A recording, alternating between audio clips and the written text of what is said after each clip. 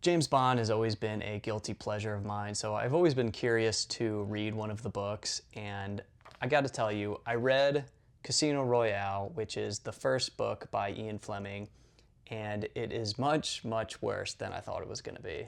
So the plot is Bond has to go to this casino and face off against this Soviet spy named Le Chiffre. Bond is assigned a female partner named Vesper, which he's not too happy about.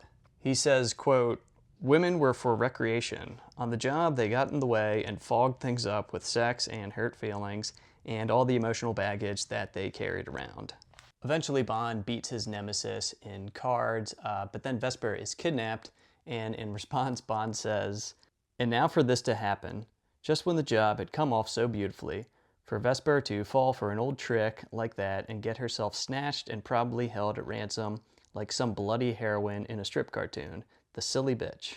Also, the way they kidnapped Vesper is they pulled her dress up over her head to blindfold her, and later on, Bond says that seeing her that way made him greatly aroused.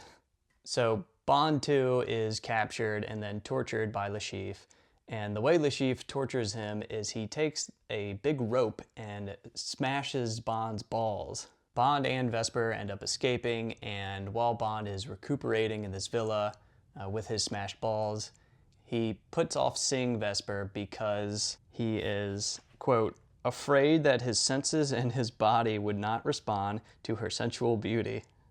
Of course, Bond's body does respond. He and Vesper hook up, fall in love. Bond asks her to marry him, and then he basically finds out she's a double agent. Now, great characters always have faults, but usually the author understands that these are faults, and I don't really get that sense with Ian Fleming. The weird part is that not only is the whole book set up to humiliate Vesper, but Bond doesn't really look all that cool either. Even besides the misogynistic stuff, he's just really vain and whiny and talks about himself a lot.